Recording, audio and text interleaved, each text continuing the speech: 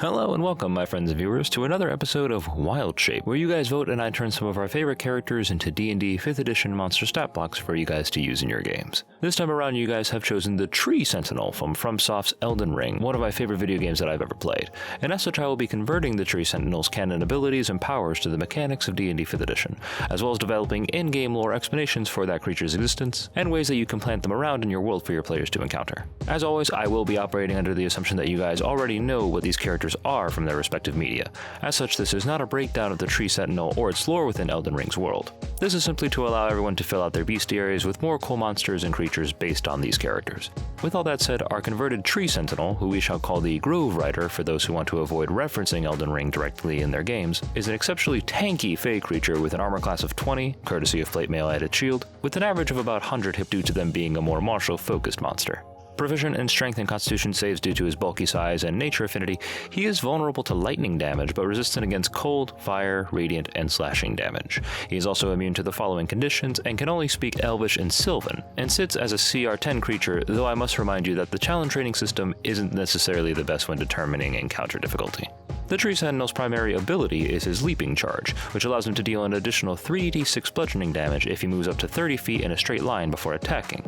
His secondary ability is Mobility, allowing the Sentinel to avoid opportunity attacks from creatures that he attacks until the end of his turn, regardless of whether or not those attacks hit. This helps against lockdown feats like Sentinel and builds upon the Grove Rider's already considerable mobility in combat. In terms of actions, the Tree Sentinel has multi-attack, capable of making 3 attacks per round, with 2 of them being from his Halberd, and the last one being from a hoof stomp. Additionally, the Tree Sentinel's Shield Bash ability allows them to use their bonus action to take the Shove action upon making a successful attack, so long as the target of the shove is within 5 feet of the Sentinel itself. The Sentinel's Hoof attack has a +9 to hit, deals 2d6 plus 4 bludgeoning damage, and forces the target to make a DC 17 strength saving throw or be knocked prone. Likewise, his Halberd attack also has a +9 to hit, but with a range of 10 feet and deals 2d8 plus 4 slashing damage. Additionally, if the target of this attack is on a mount, the target must make a DC 17 strength saving throw, or be knocked off their mount and fall prone. Lastly, the Sentinel can also use his Halberd Slam ability as an action, rather than using multi-attack. Upon using this action, they may choose a 10 foot by 10 foot square adjacent to its own space, and strike with its Halberd, forcing all creatures within that square to make a DC 17 dexterity saving throw, or suffer 3d10 plus 4 bludgeoning damage, and be knocked prone. On a successful save, they only suffer half the damage and ignore the prone condition. With actions covered, let's take a look at the Tree Sentinel's 2 reactions, Druidic Shield and Evasive Maneuver. Druidic Shield can be used as a reaction when the Sentinel is targeted by a spell that requires an attack roll, such as Eldritch Blast or Guiding Bolt. With it, they conjure a powerful shield formed of druidic magic, getting a +5 bonus to their armor class against the spell's attack roll, and becoming immune to the effects of the spell Magic Missile. The caster of the triggering spell must then also make a DC 15 dexterity saving throw. On a failure, they suffer the same amount of damage listed on the spell they had just cast, but as radiant damage, suffering only half on a successful saving throw. So for example, if they had cast Eldritch Blast and they were of high enough level, the 2d10 force damage caused by the spell would be reflected back at them, and converted from force damage to radiant damage. And for our last reaction, we have the relatively simple Evasive Maneuver. As a reaction upon being hit by a successful attack, the Grove Rider can move up to half its speed in an unoccupied space. This movement does not provoke an attack of opportunity due to its defensive nature. With mechanics mostly covered, you can just throw a Tree Sentinel into your game as a cool monster for your players to fight in a forest environment, but if you're like me, you might want a little bit more lore and knowledge to drop on your players when they inevitably decide to roll a nature or history check regarding this monster. A good example of this is the party can hear 2 different rumors about the Grove Rider / Tree Sentinel. One that says that he was a legendary knight of the kingdom who was consumed by the forest alongside his mount, and another that paints him more as a powerful centaur-like creature, who simply bears the visage of a man on horseback, hence why he himself is never able to be unseated from his horse by those who fought him, as he is part horse. The Grove Rider can also be a new variant of tree ant capable of conjuring its own woodland steed. Or to build off a little bit on our Dryad video that we had done a few weeks ago, the Grove Rider can be the chosen champion of a forest's Dryad Guardian, imbued with powerful druidic magic to defend her and the woods they call home. Whichever you choose, the Grove Rider is a force to be reckoned with, capable of turning spells back on their casters and cutting foes in 2 with his massive Halberd.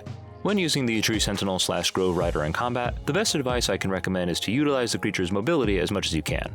Its 50-foot movement speed means that it can close gaps very quickly, and its Halberd's range and mobility ability can allow it to put distance between itself and melee fighters to avoid attacks of opportunity, and the leaping charge can help build the damage on a starting attack to open up combat. The Halberd's slam ability is great to use when enemies bunch up together, having the chance of knocking up to 4 of them down at once. And while the Tree Sentinel lacks any range capabilities, its druidic shield can reflect attack spells back at casters, leaving it able to ride across the battlefield relatively unharmed if successful.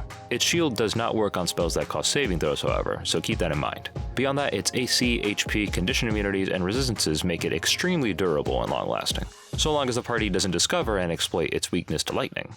Its mental saves are also relatively low, so enchantment spells and the ever-present wisdom save spells will also be very effective when facing them. Now, you could use the Tree Sentinel against a low-level party as a boss, with it being mostly capable of handling parties of level 4 or lower, but at higher levels you can up the ante by having 2 or more of them storm the party, or by having other fey creatures provide ranged and magical support such as pixies, tree ants, or even the fabled dryad itself.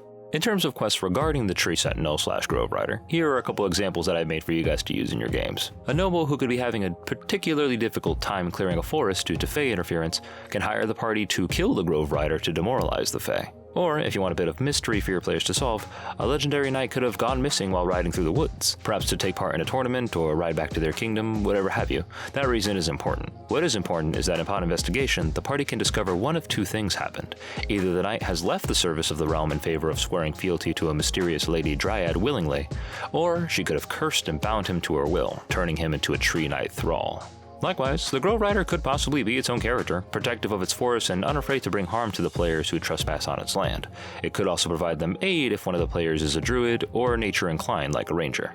If you really want to go far, you could even have the Grove Knight serve as a Archfey patron, or even a Hexblade. Now, in the game Elden Ring itself, when you kill the Tree Sentinel, you do get a couple of items in the times that you face him, these 2 being the Golden Halberd and the Erdtree Greatshield. As such, I have decided to translate those 2 items into D&D 5e as well for your players to be given as rewards. First off, the Golden Halberd is a +2 halberd that requires attunement and must be wielded by an individual with a strength of 13 or higher. Once per short rest, the wielder may channel upon the halberd's power of the Golden Vow as an action, gaining a +2 bonus to their saving throws and their armor class for 4 rounds. Relatively simple item, but particularly effective, as bonuses to anything are always very useful. Next, the Erdtree Greatshield is a +1 shield that requires attunement and must be wielded by an individual once again with a strength of 13 or higher. Once per short rest, the wielder of the shield can make use of the Druidic Shield ability. Using their reaction upon being targeted by a spell attack, they can cast the spell Shield, gaining a +5 bonus to their AC until the start of their next turn, and becoming immune to the magic missile spell. Additionally, the caster of the spell must make a dexterity saving throw or suffer their own spell's damage, the type changing to radiant. The DC for this ability is either your own spell save DC, or 8 plus your wisdom modifier plus your proficiency bonus. I've included both item stat blocks in the description below, and that's the Tree Sentinel / Grove Rider, everybody. If you guys decide to use this monster in any of your games, please let me know in the comments how it goes, as well as if you have decided to change anything, or the opinions you guys have on the design. I want to thank all of you guys for watching, and if you guys enjoyed this type of video, please like, share, subscribe, and press the little bell icon to be notified of future videos. I definitely would love to do a lot more of these conversions and expand your guys' selection of monsters to use at your tables. And if you guys want to vote on the next video, please follow the link in the description and cast your vote in the polls. And also let me know what you guys would like to see in upcoming videos. But until then, I'll see you guys next time.